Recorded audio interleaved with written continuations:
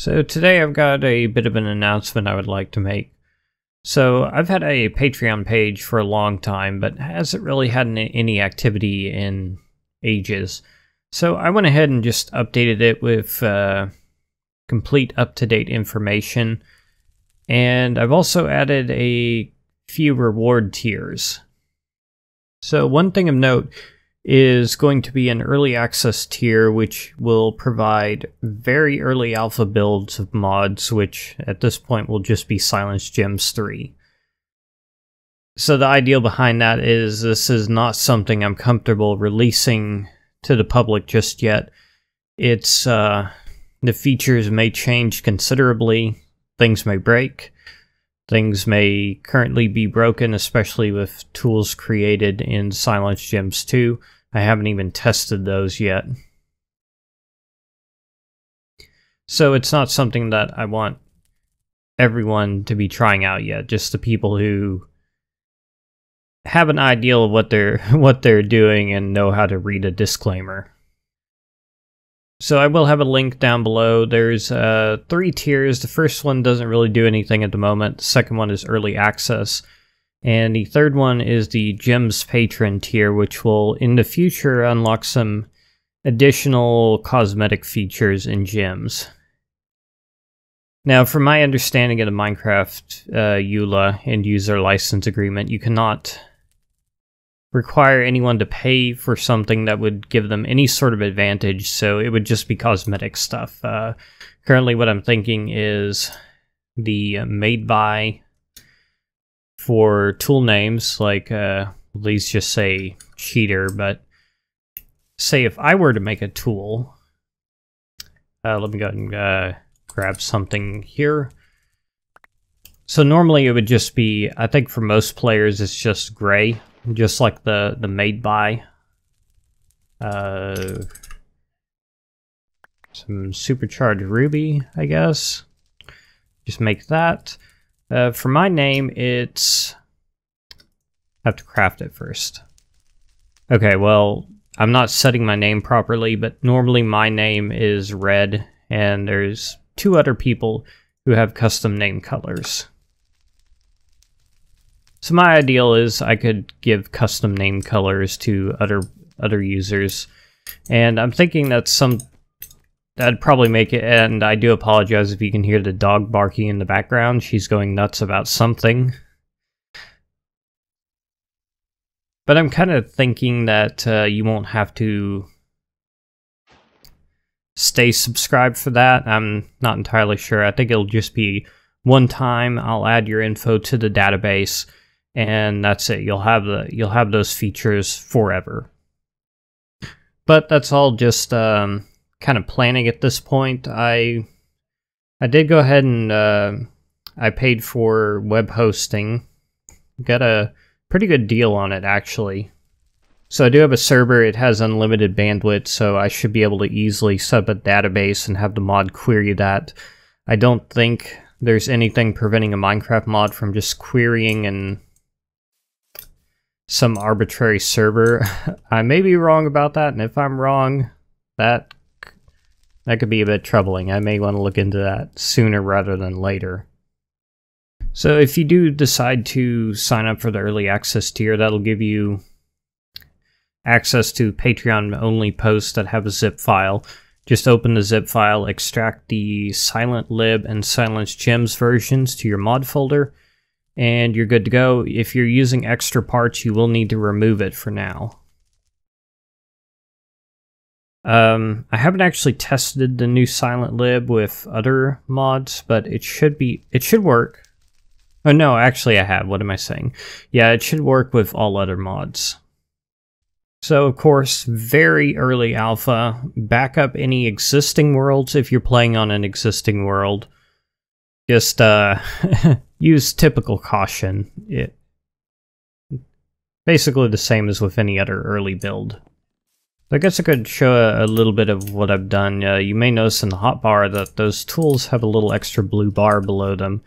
And I don't think I've mentioned anything about the upgrade system yet, but quite a few people have asked, what are the soul gems for? Currently they're used to craft tool souls, and these will when crafted with a tool, provided the ability to gain experience, level up, and gain new skills.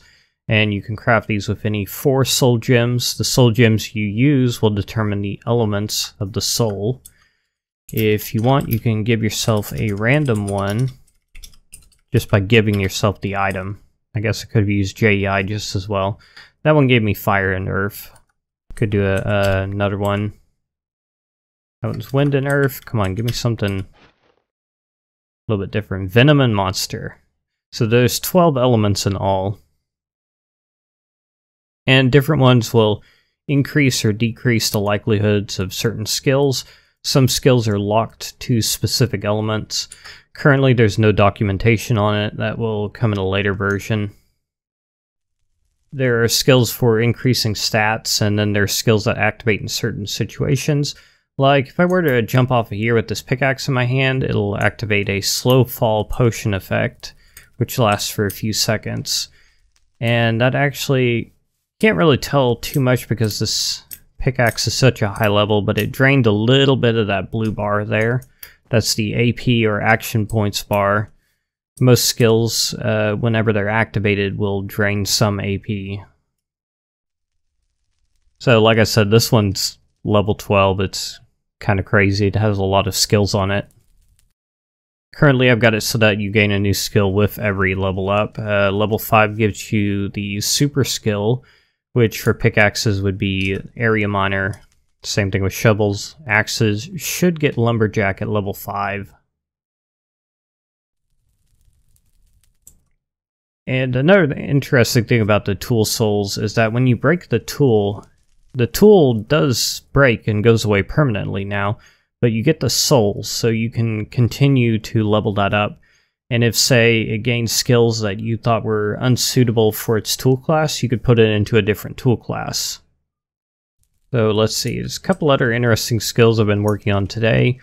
Well, I had the skills warm and chill in for a while. They just didn't do anything. I was originally thinking of having those do something with tough as nails to increase or decrease your temperature if you're in trouble. But that'll be programmed a bit later. So what they can do now is you can actually right click, and I don't know if this would work with harvest tools right now. No, I think it's just swords and all the sword subclasses, but if you right click on most blocks with warm, it has a chance of lighting it on fire. Depending on the level, I think you can go up to a 50% chance. So it's kind of like a flint and steel that's just not completely effective. Similarly, chill can turn water into ice, although again, it's not 100% effective. And that does use a few action points there, so this sword is not as high of a level, so it doesn't have as many. Let's see, how many is that requiring? I thought I set it to 2. Yeah, okay. So something interesting to play around with. There's at least one skill that I may end up removing. Let me just give myself something kind of random here. And it's wall climb. And I'm not sure about this because I feel like it could be annoying if you get it randomly on something you really don't want it to have. Soul first.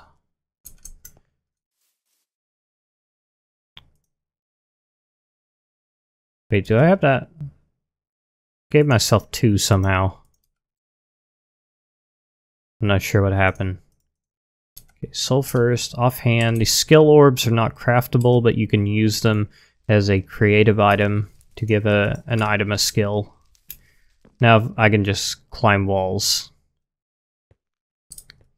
And that could, although incredibly useful, it could be annoying in some situations, and that's what I'm a bit worried about.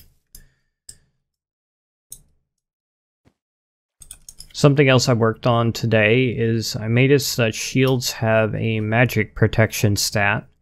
Let's grab that one, I guess. And just put that in my offhand.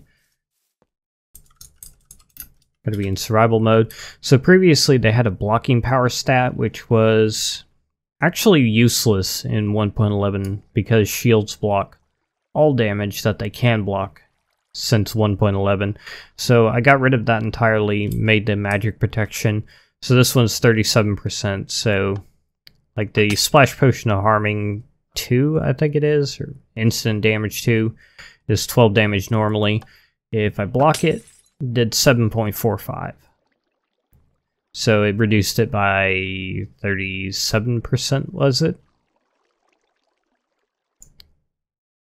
So that's going to need some more testing. Like, it should, in theory, block the sword projectiles and stuff as well, but I can't test that on my own.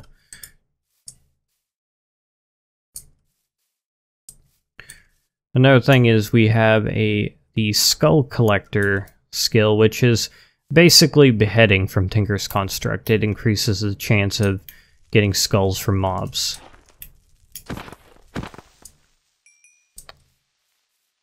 And I think at the level I've got now, it's like 30% for creepers, so they're probably not going to cooperate since I'm recording. I may have gotten one, I didn't quite catch it.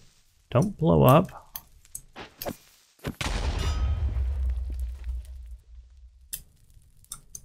Okay, it's fine. It's fine. Oh, that one made a mess. It's okay. There we go. Skull.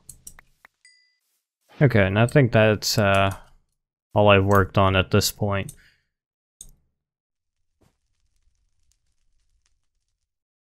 So I'm probably going to work on bows a bit next. I want to give them something like a super skill. I'm thinking arrows that deal magic damage, perhaps. Not sure. I may come up with something better, although that could be useful in some situations. I also want to...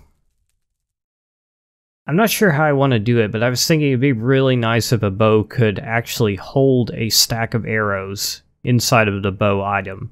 That way, I'm not sure how many people have this problem, but I have this issue where I go to dump stuff in a chest and I dump my arrows without thinking about it, because I normally don't carry bows anymore.